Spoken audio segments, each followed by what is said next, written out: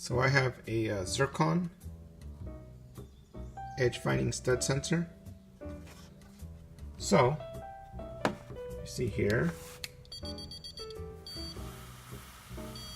see where it finds the edge of those studs. No problem. It also picks up pipes behind the wall.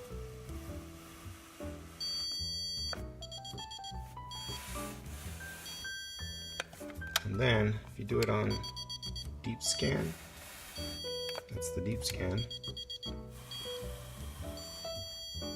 So that's one of the things you got to be careful is what is behind the walls.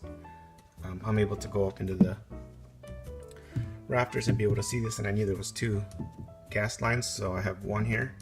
So these are actual gas lines.